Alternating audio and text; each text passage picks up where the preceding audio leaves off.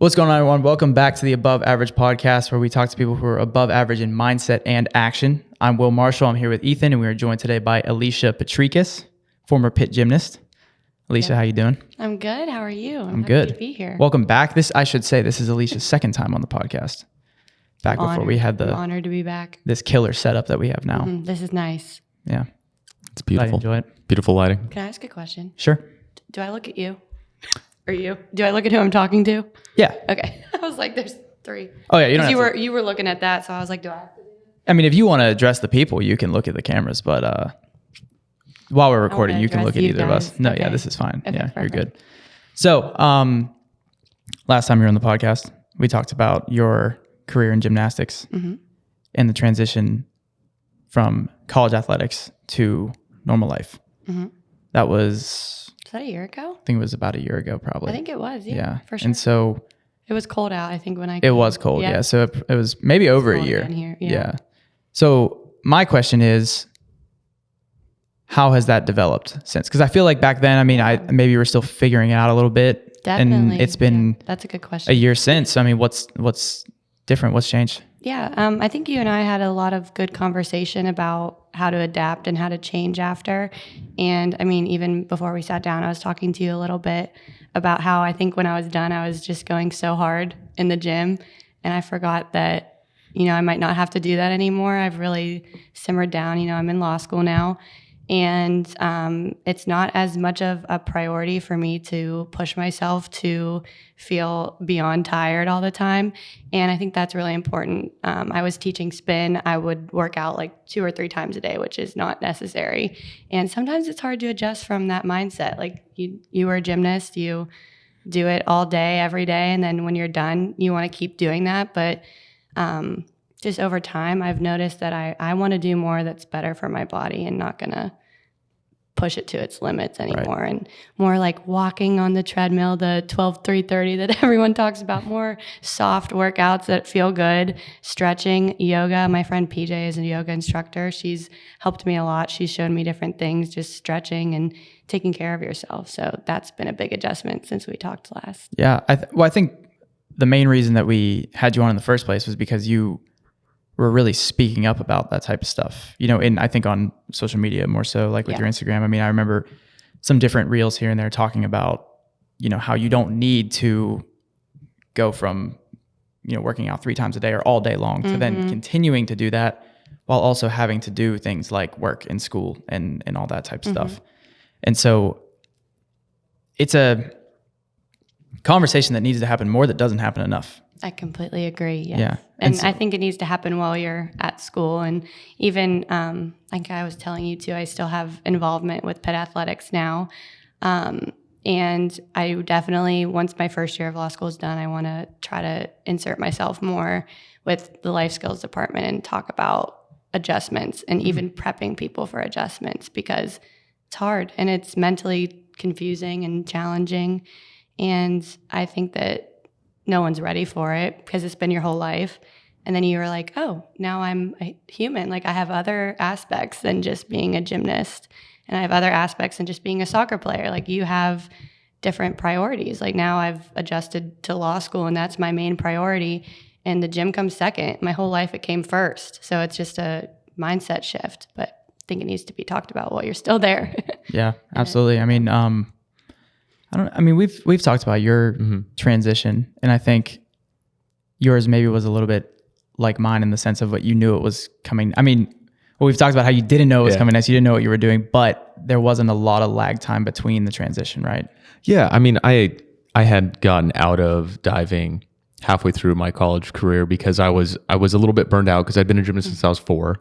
Yep, and it's an all year, and it's an all year round sport where you don't really take a break. And I didn't get the opportunity to try a lot of other sports, like seasonal sports. You can't don't have time. Yeah, you can't. And like, if you're a high level gymnast, like that's kind of your only sport. Like, some people can try to do other stuff, but they don't really do it. And I had stopped diving intentionally because I was feeling so just overwhelmingly done. And collegiately, like, it was at a harder level than I'd ever been at. And I just needed to do something different. So I joined the military to switch. But so I kept like a level of athleticism and purpose and like new focus like very quickly, where some people, you know, if you end your time in collegiate sports, you're kind of like done and off to real life, and then like it's very weird. Yes. So I fortunately kind of put myself in a position to like work on something new quickly with a lot of the similar skill sets of like competition and like physical stuff Structure and too. structure. Yeah.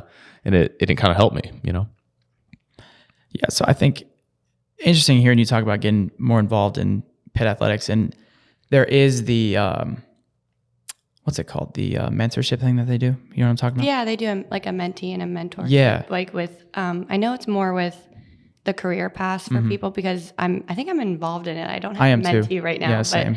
I'm like somehow involved. I get the emails, but it would be nice if that was focused like also on career, but also pathways after, because that goes hand in hand with your career. Definitely. Yeah. I mean, I'm in the same boat. Like I was reached out to and I agreed to do it. And then the player that I was supposed to have, I think ended up transferring or something. Yeah. So, well, also I feel bad for, you know, how it is being a college athlete. Like you feel like you don't have time. So sometimes you don't prioritize going to see like a mentor that, you know, it would benefit you. Like us looking back at it would benefit. But if I had something else added to my schedule as an athlete, I'd be like, ugh, you know what I mean? Yeah, so they probably don't know what they're missing out on if they didn't get the opportunity to try it. Yeah. It's not a high priority have time. Right. Yeah. Yeah. That should, like I said, I haven't done it yet, but it is going to be a goal of mine when school isn't as intense as it is in your first year. So, or even over the summer while I'm working, I think that would be a good thing to step into. And that would be a good program to utilize to talk to athletes about transitioning, especially because we're the people that have gone through it, still going through it, still adjusting. And I think it's really important. That one-on-one time would be good. Actually leads me to my next question. So you've been out now for, well, you're 2 years younger than me. So how many years has it been since you graduated? I graduated in 2020. So okay. So like almost 4 years. Yeah. What advice would you give to somebody that's like maybe in their senior year and they know they're not continuing with the sport they're playing, having been out now as long as you have? What would you do, or what would you tell somebody to make that transition easier? Good question. I feel like that's a loaded question, but something we've all been thinking about. I feel like you. I think the first thing I would say is to be patient with yourself and understand that your mind is going to feel weird and you're not going to feel comfortable. Like you said, you had that structure to go directly to, which is great. Not everyone is going to have that, and not everyone is going to set themselves up to have that, which I think if you could have the opportunity, that would be my first advice, is like, you're going to have a career most likely when you graduate. How are you going to structure your day to make yourself feel normal and regulated and all right? Because like mine was a little different because COVID happened as soon as I graduated and I started working from home. So my schedule was a little weird at first, but now that it's been 4 years and life is all back to normal and everything, having a structure has been so important to me because I feed off of discipline. That's when I'm my best. I love being busy. Like anyone who knows me personally, like all I do is just bounce around and do stuff all day. But that's when I thrive, and I'm okay with that.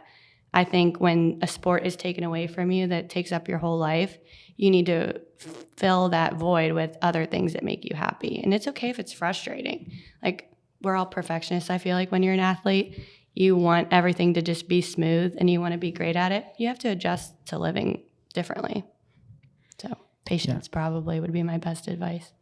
No, I mean, I would agree with that. I mean, you're not going to figure, it's like anything with starting anything new. And, you know, I have these conversations with my clients where they're just getting into the gym for the first time and they want everything to be perfect in day one. Like doesn't work like that. Practice. Yeah, it takes a lot of time. It's trial and error. How long does it take to learn a skill in gymnastics? How long does it take to learn a life skill? It's going to be the same thing. It's comparable. It's just you have to practice what's going to work for you. Yeah, I think that's true. And finding a way to set up your own schedule is a little hard. So I encourage people, like, you know, fortunately, if you're coming from a sport, you can find another athletic endeavor for fun that can get you in the door. Yep. You know, like just to get you in the door, like just try something that you might not have done. Like I never thought I'd be climbing.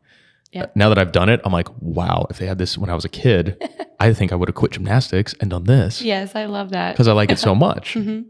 But it wasn't like even on my radar as an option. Yeah. Really, climbing gyms haven't been around that long. Very, very, very few when I was like a kid. if any. But now there's kids teams on climbing, Really? stuff like that. Yeah, I didn't even know that. That's so cool. There's kids teams on climbing and like in I feel like it's jujitsu great for your body too. Like it's very strength training. It's just more fun. Core strength training, problem solving. Like that's the biggest things. And, so like, I mean, I started going because I had an injury, and I started climbing because of an injury that was in my back. So I couldn't lift weights, which was my other alternative, because that was an easy one that I liked. Yep. So I'm like, what can I do? Like, I don't want to. I need to stimulate myself. Yeah, like I can't only just do like walking around my neighborhood or, running, like wasn't my thing. So, I found just like what's nice is most of those places are at least open to new people. And if you're athletic, you're going to have a little bit of an upper hand. So it's like a little less intimidating, you can like walk into like, you have a little chip on your shoulder. Like you could even walk into CrossFit and you're not going to like totally flounder. If you've done gymnastics too, like you're not going to flounder. So I think that's an easy stepping stone is to like, all right, what do you know works? Well, being physically active helps and works. So start in that arena of something for fun outside of whatever job you're doing, So yeah, I think it's a good area. That. It sounds like for me, I went to a spin class and I loved it. Never spun in my life unless it was for like conditioning, just to like ride a bike. But then I was like, I love this. I've never done it. So, trial and error. Like I did other things. I did some group fitness stuff I didn't like. And then I went there and I was like, oh, this is my jam. Like I like this. And, you both are still involved in fitness stuff and you love climbing. Like it probably was it the first thing you tried? It wasn't the first thing, but it wasn't far from it. Like I had actually tried CrossFit at the place in Mecca close by me. Yeah. Oh, I've been there. But the problem was I was having this back injury lingering, so I couldn't. That might be too. Yeah, I shouldn't have jumped into doing it that quickly, and I kind of just like jumped into it, and so I had to stop that one. But I probably would have kept going. Yeah. But like it wasn't the smart at the time. So like I tried something kind of totally different. So that's awesome. I think that's a great piece of advice is to try to find that outlet that would remind you of your sport and that gives you that same like a little bit of drive and power. And I think this is kind of a weird perspective, but like we did individual sports as our primary sport. Yes. So I happened to find an individual sport again, which that makes sense. I don't necessarily would have gone against doing a group sport, like soccer where, soccer or like rugby or something where you're in a group, but like naturally it was easy for me to try a sport where I'm like, okay, other people don't rely on me. Because I'm new at it. That might be more intimidating, but I went into an individual sport where I'm like, it's me versus the wall, whatever. Yeah, me versus the wall. Yeah, like no one has to rely on me. Yep, it's just me just trying it. Yeah, I mean, that's an interesting like distinction between group fitness stuff and then doing individual workout things. That is like gymnastics is so individualized as much as they make it a team sport in college more. I feel like it's like they care more about the team overall score, but soccer and football, lacrosse, anything is all you're interacting with your teammates. That's just the nature of the sport, but gymnastics is so opposite. So, I mean, I have found a lot of joy calming myself down in the gym and being alone and like not having anyone yell at you to do things, which is a big difference. And you have to find your own motivation and being alone and what makes you happy when you're in there and stuff. So I think that's a good distinction. Yeah. I don't want to do team sports anymore. Yeah. Oh, no. It was just, I was never my jam. So it was just like, I mean, it's fine. Like, I mean, I still play soccer here and there. Yeah, like there's a great, it's like, I don't hate it because of that, but like I do CrossFit now full time. Like that is my main, I just kind of started doing that a few months ago, and you can do team stuff, you can do partner stuff, and I don't want any part of it. How do you like CrossFit? I love it. I heard a lot of gymnasts have liked it. I don't think I'll ever do anything else. Really? Yeah, I love that. See, that makes me happy. See, you found something that you're like, I love this. I really wanted him to just bro lift his heart away for the next 6 months, like just do arms all winter, wearing a sweatshirt, and then come summer. I did that for 2 years. I mean, when I got into CrossFit in college, like being in the weight room and Olympic lifting, and I just kind of like, I was aware of CrossFit. Like every now and then you'll see the CrossFit games rerun on TV at like obscure times during the day. Yeah. And I just started paying attention, and to their credit, CrossFit put out these documentaries about the games, and there's like one for every year. And in 2015 and 16, they put out 2. They're like extremely well done, and it's like really just behind the scenes, and they, you know, show the events. And I was like, man, this is awesome. Like, I mean, you guys doing 1 rep max cleans in a stadium full of people. Like, it looks so cool. You were intrigued. Yeah. And it's also everything. Like, you're not just focusing on, you know, just getting better at a snatch. Like, you're doing handstand walks and handstand push-ups and climbing mountains and running 7 miles. Yeah. So there's no way to get bored with it. And I did it kind of by myself for a period of time when I was living at home. Like, I would just go outside and find whatever I was going to ask could how do. it works. Like, how do you get into CrossFit, essentially, like starting it? I mean, you can find, like, I mean, with the amount of equipment that I had at home, I would just find a workout that just needed that equipment, and then I would just do it. And then there's an app, or there's a few apps out there, but there's ones that take like a national database and basically just puts you in a percentile of, you know, you did this workout, this is what the best did, this is what 20% did, you know, whatever. And in the beginning I was like, oh, like I can actually like I'm pretty decent at this. Yeah. And there was another CrossFit gym here in Pittsburgh that my dad knew the owner, and he let me come in a couple times. And then I would go in there and I would just do like these benchmark workouts, and I was kind of like lighting it up, and I was like, oh, well, like I can continue to get better at this. But then it becomes harder to do when you're not in a CrossFit gym, like at home, because you're by yourself. It's hard to like make yourself go to that dark place where you're pushing yourself, you know, to the max when you're alone. So then, you know, when I was with the Riverhounds, I was coaching. I was only just lifting like strength, like powerlifting type stuff. And then recently, when I moved back to the South Side, I was in my apartment gym, and I was like, this kind of sucks. Like, there's 50-pound dumbbells. Like, there's nowhere for me to lift anymore. And then I was like, you know what? I write programming for 30 plus people a month. I don't really want to do it for myself. Maybe I should just go and actually join a gym. Because I was always not against it, but I was like, I don't need anyone else tell me what to do, because I know what to do. Yes.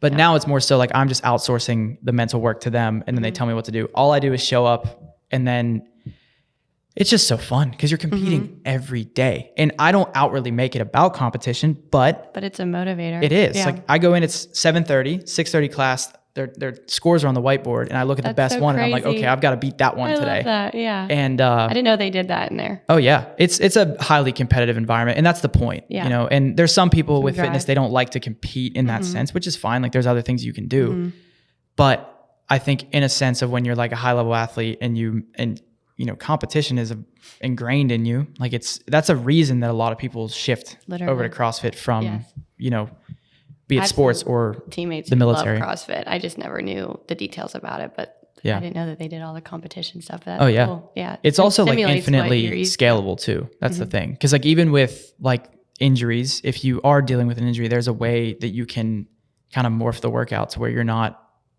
effectively hitting that injured aspect of your body. So that's cool too. Yeah, it's great. I love that. Couldn't You started that 2 months ago, or it's been about I'm coming up on like 5 months now. Cool. Yeah. I didn't know that about you. Yeah. I like that. That's cool. Amazing. Yeah. I like that I can tell you're passionate about it. I feel the energy. I always liked it. But I never, because you know, you look at it, and the best are so good. Like, they're so good. I mean, we did a workout the other day that was from the way that the CrossFit Games are set up. And I didn't anticipate myself going down this rabbit hole. But no, I was asking some questions. I feel like I was pushing you down it. But so the way that the games are set up, and it's changed over the years, but there's an open every year. And so the open is, they don't announce the workouts until the week of. And the way that it works is you have a judge at an affiliate that will, if you're competing in the open, they'll score you, and then you send those into CrossFit headquarters, and they rank everybody that's done the open workout. The top, I think this year, the top 25% make the regionals. And then from the regionals, the top certain percent make the games. So the open is like, it's recommended that everyone does it so that you can just have a benchmark. Like, you do it this year, you do it next year, see how you improved. And we did an open workout from 2018 on Friday, and it was like front rack, like dumbbell squats, like 50 pounds on each. And it was 35 for women. And then you're doing burpees over the dumbbell in a ascending scale of reps. So you do 1, 1, 2, 2 up to 10. And in the open workout, it was a 12-minute time cap. And in the remaining time after you finish those reps, you had to do a 1 rep max clean. So we did this workout. We didn't do the clean though, because we did cleans on Friday. We just did the squats and the burpees. I finished it in like 7:03. I went and looked at like the leaderboard from 2018, and these guys were finishing this in like 3.5 minutes. What? Oh my God. That's crazy. Yeah. Preposterous. It's insane. That keeps you on your toes a lot. Yeah. Like, you can't get bored with that. No, Exactly because you've got like the bar is set so high, and then you add in the clean. The best clean was like 380 pounds after 110 reps. Oh my God. That's insane. Yeah. And so I'm like, that's what I'm chasing. You're and like, like, okay. it's a lot of ground to cover, but you know, in my mind, I'm like, oh, maybe I can get there. Who knows? And so it's just well, like, it's nice to have a goal too, and like push yourself towards that. yeah, That's awesome. yeah. I'm glad It's fun. I'm glad you like it. Yeah. But anyway, getting away from CrossFit. No, that's cool. I've seen CrossFit, and you see it, I feel like, on social media everywhere. And like I said, I have a lot of teammates who are into it that, you know, after gymnastics, that's what they did. But I never knew about it. Like, I never Googled it or searched what actually happened when you like joined CrossFit. Yeah, and you should try it. Maybe. It's actually my soft girl era. it's right next now to where Ascend. Like I said, I'm not pushing myself, but I might. Yeah. Maybe I'll go like on a wave of pushing my body. Yeah, again a journey. Who knows? Yeah. You got to find the way. But I mean, journey. the coaches are great too at the one I go to. Like, they're very, like, they're not just going to like push you for no reason. Like, they're very like calculated, and they're like, Okay. you know, if you need to do this, we'll do it this way. Yeah. Like, it's That's one big thing I feel like about gymnastics that I'm scared of if I ever do stuff like that is I have taken so much, and I hate to say healing, but like so much time to heal from being yelled at and being just like told bad things, like that I've like been away from people instructing me on what to do. That's why like when I did spin, I was like, oh, I want to teach. Like, I want to be the one teaching. So if I did that, I would have to make my mind like, okay, they're not going to yell at you. Like, they're going to push you, and it's going to be healthy, and it's going to be good. So that would be my adjustment, but I might try it. that's something that's different since we last had you on, is you do a lot of promotional type stuff now, I guess you could say, with your Instagram. I mean, I feel like your Instagram has probably grown a bit. It has actually. A lot, right? Yeah. I think I'm very, like I said to you, I feel like I'm very Pittsburgh focused. Like, every brand I work with is in Pittsburgh, and I guess that makes me really happy because I've always been in Pittsburgh, and it's nice to work with the community a little bit. I've learned a lot, and I can't work while I'm in school.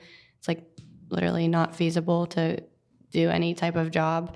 On the weekends, you're always doing schoolwork and stuff. So to have things on like my fingertips that I can help, and like those videos you mentioned that I make, the gymnastics ones where I was talking about transitioning, and that started it for me because I was reached out to by a lot of different people, and people liked those videos. And then I started just expanding my network.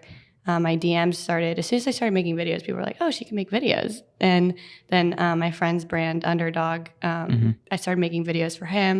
And then people would ask him who made his videos. So it just expanded, just small in Pittsburgh. But I've expanded my network, and it's been fun making some money on the side while spending all my time doing work for school. So What was like the first one that you did? Do you know? first brand that I Like, worked with? yeah, like brand or business or whatever.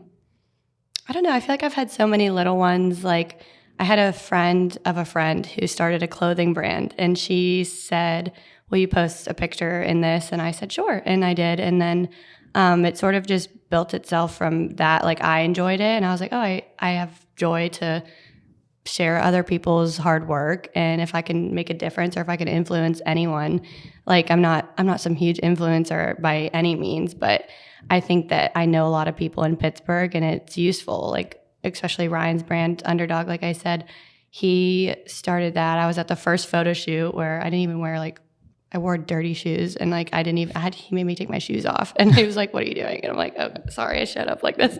But that was like the next one. And then just networking and building friendships. And I really care about all the businesses that I help a little bit in Pittsburgh. Like, I know I don't do a lot for them, but the stuff I do, I really care about. Yeah, no, I mean, I think any time you have an Instagram, or I mean, any kind of social media profile that you're able to leverage, it opens up some doors. It really does. I like the med spa that I work with. I've make connections with them that I hope will last a lifetime, because I think, you know, she's a woman who started her own business in Pittsburgh, expanded, she just moved to Squirrel Hill, and that's so motivating to me. I'm like, good for you. And if I can help, as like, even if it's little, like I want to, and I want to promote and I want to share what you've done. Hotel Indigo, the girl who works in marketing is one of my good friends. And, you know, we've had a couple of events there that she's like, you really helped. Like, you reached out to people. I really care about my personal connections with pretty much anyone I meet and anyone that's in my life. So if I can reach out and be like, hey, I'm having this event, can you come support? And they support, but then it also helps someone else. It makes me happy. And it's fun to do in my spare time that I don't really have, but. Yeah, no, sure. I mean, specifically mentioning like underdog, like, I mean, you know, I don't think I've ever met anyone specifically. I mean, besides Kevin, but I mean, I've seen it from the beginning, just kind of like from the outside looking in, and it's grown so much. Yes. In what feels like a short span of time. Makes me so happy. Yeah. Yeah. And I mean, you've played a role in that. Definitely. Yeah.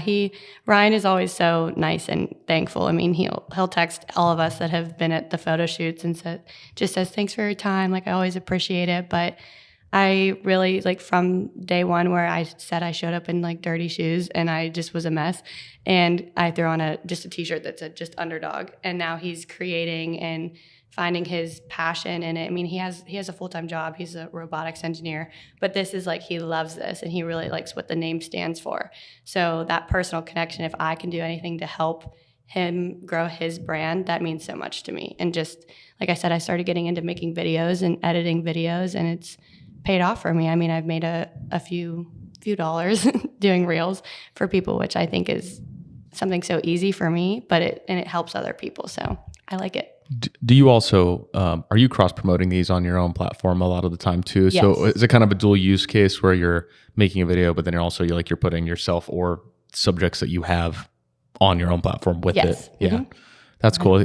I do that with other things too. Like I have a company, and we do cross promotions with anybody that we're working with, like, as much as we can, because it's just such an easier way to do it than it used to be on Instagram. Like it's very helpful. Like, I mean, it's truly very helpful, because like I'll come across people I would never have normally done, even because the algorithm changes, whatever. But then I'm like, oh, The algorithm. she promotes with people, like my friend Callie promotes with somebody new, and it's in the military space. I'm like, I'm still surprised I haven't came across this person, because I was in the military space. I'm like, but find it through her. So it's another layer that like happened this year, I think, of like, wow, that's powerful. I agree. And I think it means a lot to me when I can do that in Pittsburgh. Like, literally, like I said, all my brands I work with are here, and I still discover new people.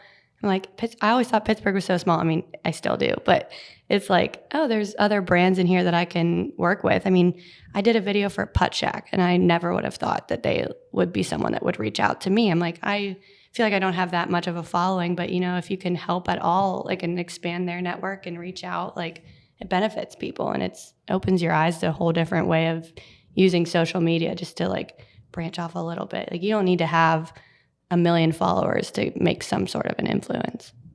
I was there yesterday, Putt Shack. Really? Mm-hmm.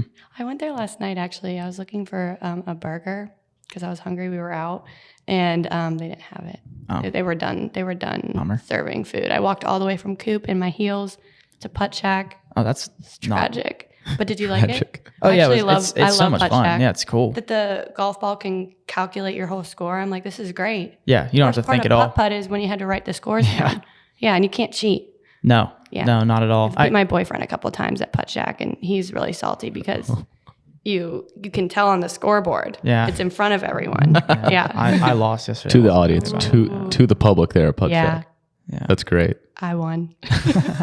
You lost Yeah, I did. to your girlfriend. Yes. I mean, she came in second place. I came in like 7th out of 7. Ooh, It was really big bad. L. See, but That's here's the okay. thing about that place though, is like, you know how they have like the little, like the hazard where it's like if you hit it in The the, thing. look, so it's set up where I didn't actually lose. I didn't. the novelty of it is super cool. Like how the difference, like there's one, it's like a true, like it gives you a question, Oh, it says true or false. you had to answer. Yeah, you have I to didn't answer know it that you had correctly. to answer that, and I went first the whole time, Read the so I'm doing directions, everything Will. wrong. Yeah. Oh my gosh. Well, I can't remember what question I I answered wrong, but it was wrong. So that's deduct 10 points. And the thing about that place is you want to have the highest score, not the lowest score. He wants to explain why he lost. It wasn't the skill. It was the true or false question. Yeah, that's what got me. But you'll lose points if you hit the ball into like the hazard zone. And then there's like also a bonus where it's like really hard to hit it into this area, but you get plus 10 points if you hit it in there. So I was so far behind that I just started going for the green every time, and then I was missing it and I was losing points. So that's a whole thing. But yeah. It's okay. You'll get them next time. I'll be all right. I'll be back for sure. I'll be back. Yeah. But moving on from that. So, I mean, I think you're in law school right now. Yes. Right? Where are things going for you right now? I mean, obviously, like you're going to be in school for a bit, but I mean, you've got all this other stuff, the promotional stuff on the side, working with businesses and everything like that. Like, where do you want to take it? Well, I think, like I said, the first year of law school, I know, and I just know from everyone sharing their experiences with me, is the toughest. They work you, I think, the most your first year. Your schedule is jam-packed, which is, like I said, led me to want to do things from my fingertips and be able to use my social media to help where I can. And even if I can benefit from it, that was my goal. I would love to continue to grow that. I'm not fully concerned about like expanding it. Like it's fun for me. I don't want to make it like a full-time thing that I'm concerned about, but I would love to expand it. I would love to help where I can. Again, like I said, those small businesses in Pittsburgh that mean a lot to me. If I can do what I can to help them, that would just make my heart so happy and benefit me at the same time. So do that in my spare time. But law school is pretty consuming, and that definitely gives me that competitive edge that I had with gymnastics. It's very competitive. So it's fun to be back in. I know last time we talked, I was working at UPMC, so I was just working a 9 to 5. Oh, that's right. Yeah. Yeah. This is just, I never thought I would love it so much. Like it's hard and it's a lot, but it makes me have passion again for something. Wow. So yeah, but I'm going to work this summer. So I'll be clerking for a judge, which will be really fun and exciting. And then when I'm doing that, I won't have any school this summer, so I'll probably focus more in diving into some social media stuff. I may try to get another job just to, like I said, keep myself busy. Or if I want to get back into teaching spin or something like that, that would be fun. But yeah, I sort of took everything that I had. Like I was teaching spin, I was working at UPMC, stopped all that, focused on school the first semester, and I'm back in school this second semester, and then I'll be working this summer. So yeah, short-term goals. So is there any potential with like getting done with law school, working that career path, and doing what you do? I don't know enough about like that career progression and really what it entails. Besides for I do know some lawyers, but besides that, how would there be crossover besides for saying I do this for fun and I do this professionally? Like, is there anything that kind of to bring those together, except for obviously the best thing is being able to promote yourself as a lawyer as well. I'm sure that's like an obvious answer for one part of that. Yeah. But is there like anything else with that? Right now, I want to keep it separate as I focus on school because I don't want to limit any opportunities for work. Like, I don't know if some people would be like, oh, like I don't want your name to have such a presence on social media if it's networking with different companies, because I'm not actually sure what type of lawyer I want to be yet. I'm sort of all over the map. I was interested in medical malpractice. I was interested in commercial litigation. So it depends. Like that's what my father is a lawyer, and he does a bunch of stuff with businesses. So I wouldn't want there to be too much crossover. So I have to be smart about each step I make and every move I make. But I think that it would benefit me if I keep building this in a productive way. In the future, I think there's also probably different ways. I know a lot of sports agents and stuff are lawyers, and there's different, I mean, the world is just, there's so many opportunities that I could do when I'm done. I don't even have to practice law. Like I could get this education and use it somewhere else. I could use it for myself. I could use it for a business. Like, I haven't really, I don't want to like limit myself to anything. So, but. Have you ever, I know obviously being in school right now, like that is the, like you're going to use that school, yes, and be a lawyer. Yes. But have you ever thought about going back to coach gymnastics? Yeah, totally. I think about it a lot because the farther away I get from being a gymnast, the more years that go by, I wish I had someone who, like how I would be to an athlete. Do you know what I mean? So that does cross my mind a lot. I do think there's some toxicity, which I know I hit on last time when we talked, in the culture of gymnastics. I do think it's gotten better, and I think it's on a upward hill, and I think that people are more aware of it. I would love to be a positive influence on a young woman's journey doing gymnastics. So definitely, but I think I know this career and deciding to go back to law school will take up most of my time. So that would be something fun that I would do. I do choreograph floor routines around Pittsburgh sometimes. Really? Yeah, floor was like my best event.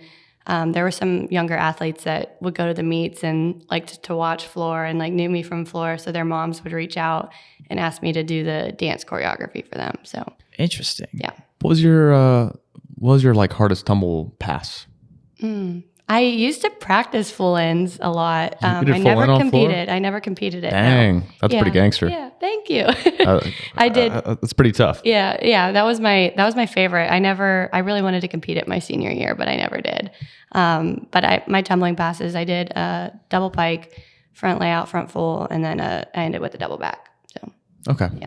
Nice. Yeah, floor is my jam. Yeah, those are I very. keep saying my jam today. I think it's my lingo. Yeah, that's like those are some powerful tumble passes. I mean, I wasn't as good at tumbling. I don't know why. I just wasn't as powerful at that. But like I said, the parallel bars and the pommel horse. Like the pommel horse is a It seemed mental. like you were strength. Yeah. Which also is in line with what you do now. Strength and calisthenically, yeah. but not as. I wasn't a power. Like I wasn't a power sport part of the gymnastics world. Yeah, like vault and floor weren't your things. Vault and floor were my things. I did a Yurchenko full at Pitt. That was my. Oh, nice. Yeah. I did like half and back out full sometimes, but it's still good. But it's nothing like crazy. Like for a guy, it's nothing crazy. But the hard. Pommel horse. You're like, what are these skills? I'm just along for the ride here. The pommel horse was like the guy's version of the beam. It was like much more of a mental game on pommel horse than I think most events. Oh, well, because if you fall off the pommel horse, you're like just like F's you up the rest of the. And like a fall on there is like if you fall on the floor, you take a step, but it's not the same point where it is if you fall on pommel horse, you're like, ooh, that's a big deduction. Yeah. And then if there's a crowd, they're like, ooh. Yeah. To like fall on the floor is to like take a step out of the bounds, which like happens, but like falling on pommel horse is like a noticeable, like you can't fall fake off it. The event. Yeah, you fall off the event. A floor is flat. You can't really fall off of it. Yeah, you just step out of bounds and it's like it happens, but like falling off pommel horse, like it happens once, and then if it happens again in the same event, you're like, I might as well just walk away. You're just so pissed. You're like pissed. I felt that. I mean, beam. Yeah, that's exactly. That's how beam feels, from what I understand. Yeah. I did for funsies. I taught myself a back tuck on beam, and I did it on high beam once. Pretty sweet, huh? Good. Yeah, that's bold of you as a man. Quite literally, yeah. Literally. That could have been bad. Detrimental to my health. Ooh, yeah. But I split the beam a few times in my lifetime. Doesn't feel good. So Will looks royally confused. Splitting the beam can only mean one thing, right? Quite literally is that. So I like for funsies was like, oh, I want to do a back tuck on the beam, just like screw around. You really challenged yourself there. That's impressive. So like you practice by like drawing, or if there's some tape on the ground, you just draw like a line on the ground. You do some back tuck, see if you're landing in the right spot. You have to start with your feet like kind of like this, and I would say that would be the biggest adjustment for you as a man too, because when you learn beam and you grow up doing beam your whole life, like you know exactly where to put your feet. So learning a new skill on beam isn't like earth shattering. It's like, okay, I know where my feet go. Yep. So if I'm going to learn a back tuck, I'm going to do that. If I'm going to learn a layout step out, I'm going to do that. But not having any experience on beam and then going up there and doing a back tuck is bold. I respect it. But I did the progressions for it. I did like chalk on the ground line a bunch there. And it's also the spring ground, so it just like helps a little bit. And I was just trying to get really high up and like make sure I can watch, like spot the landing. And then I went to the beam that's like really low on the ground. There's like a little one that's, you just have it. It's like almost flat on the ground. Beam. Yeah. Like the floor beam where if you split it, it's just like it's a few inches off the ground, like nothing happens. Yeah. And then I just went to take it up to the high beam just for funsies. The high beam. And I didn't. That was always a scary day when you progressed to the high beam. For sure. And I see why. And there's a lot of like new moves. They have like I guess I don't know what the terminology is, but there's like a beam mat. There's like a big thing that goes around the beam that's like padded and it makes it thicker. I didn't even do that. I was like, I'm good. I'm just ready. I hated that as an athlete actually, because it scared me, because I was like, that's going to throw me off, because why do I want to do something thicker than what Right. It gives you an extra like inch and a Yeah. half total, but like, I don't know. The only thing good about that is that it was softer. It's padded. Yeah. Cause the beam hurts like shit. Yeah. Like it hurts your Really? feet. It's hard. there's nothing padded on it. I did not know that. No, It's it's like- not like the floor. It's not bouncy. It's like as if you did a flip onto just that ground with like, that's that much. Yeah. I Like, would have it's never just a thought little, that was that hard. oh yeah. And if you land sometimes a certain way, it can like sting your feet. It's like, oh, that stings. So like the vault was Well, soft. we're going to get Will on a balance beam next. I mean, We'll take you to adult gymnastics. Yeah. You should go there. There's a place down south that I had been to. Yeah. Oh, Like once. My he's not old, but like when I was younger, so like old coach, he opened a gym near like Zelian Opal, I believe, and he does adult gymnastics where he like you can go and pay like $20 and just flip around. We should go. wow. How's your insurance? I think it's good for being self-employed. Guess you're gonna find out if it's Maybe good. it's good. Yeah. We'll get him on the beam. Yeah. I don't know, man. For the beam. I look at that and I'm like, that's just, I there's actually loved beam. the margin for error is so small. And Yes. Yeah, like one false step and you're just going full tilt. That was like I said, for the guys, that's like the pommel horse because it's like all on your hands and you're always The pommel horse is so impressive. yeah. I mean, I could never. it's a weird skill, but you're moving your body around and like you're using your Core hands strength. to move. Oh my gosh. So you'll transition and put like behind your back, both hands on one of like the little pommel horse, like the little rings type deals, like behind your back, and then come back around. Like you mess that up like once, and like I said, you'll fall and you'll just take you off, and then you're like, I got to do the rest of the routine. Oh, still. yeah. I remember when I was younger, and I did beam in college too. I practiced it. I exhibitioned it a few times, which means it doesn't count for the team score. But I trained beam my whole 4 years. I just never really competed it. But when I was in club and I was competing, I remember if you mess up on like your first skill and you get back up and you're like, oh, I cannot do that again. Like I have a whole routine to go. Like I'm not falling twice. That was the worst. Oh. Yeah, it's a whole other, It's like you get embarrassed. it's just, it's obviously very performative. Like you're competing, but you're performing at the same time. And so, yeah, I mean, obviously you don't want to make mistakes, but they happen. And then you have to, this is what we were talking about on our last podcast, like, making a mistake and then being able to respond to it in the moment. Cause you can't just walk away. Nope. Yeah. Yeah. I feel like girls' floor is so. I think that girls' floor is impressive because it's like a full dance routine. It's not super dancey. Like at a very high level, it's actually definitely not because they have to hit so many tumbling passes for points. But then there's music and there's like a kind of a brand identity to like what you make out of it. I love floor. Yeah, I would go back. It's so cool. I text my one old coach who was my floor coach. He's actually still at Pitt. They got all new coaches, but he's helping with coordination and stuff. And I was at the first home meet, and I texted him. I was like, "Put me in floor lineup." Like that's one thing I genuinely miss because you make it look effortless. Like when you're having so much fun out there, and then you're throwing your body around 2 times in the air and twisting and flipping, and you're so fatigued by the end. It's in a row, and it just when I go and watch my old self, I'm like, wow, I don't even look like I'm trying. Like, I'm like, oh, that girl was good. I'm like, who is that? It's funny because guys' floor is not. No, you guys are all serious. Yeah. Yeah. There's like no music. It is not a It is really not a performance. It is like power move, static move. Yeah. Power move, static move, power move. Walk away. You're done. My intro to that stuff is from the movie Old School. You seen Old School?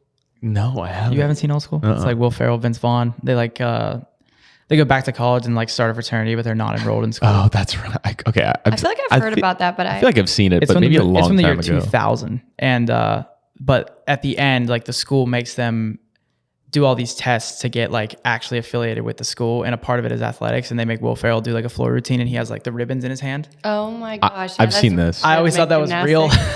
No. I said that to You somebody. thought that was real? I mean, I don't know. Like, how would I mean, I assumed that they just copied it, And then I remember I was in the weight room one time and I said, it wasn't to you, it was another gymnast, but I asked, I was like, oh yeah, what's the deal with those ribbons? And they're like, what are you talking about? And I was like, I don't know. That's actually in the Olympics, so it's rhythmic gymnastics, but I don't think any men do it, actually. Yeah, it's a different sport technically, I guess. Yeah. Oh, I didn't even know it was a real thing. Yeah, it actually is. They're really flexible. Like they're very like bendy. Have you seen the ones that women use like with a ball and they like twirl? No. You should Google it. It's crazy. I could never do that. I was never that bendy. I was more of, like I said, a power gymnast. But yeah, rhythmic gymnastics. Thanks for being on the Above Average podcast again. This is like your sequel episode. Yes, I'm honored. Giving us an update of what what's going on now. Where can we find you on social media? You can find me on Instagram at Alecia_Petrikis. And I have other platforms too with the same app, but mostly Instagram is where you can find me. Perfect. For those of you that made it this far, thanks for watching, and we'll catch you on the next one. Woo. Thank you, guys.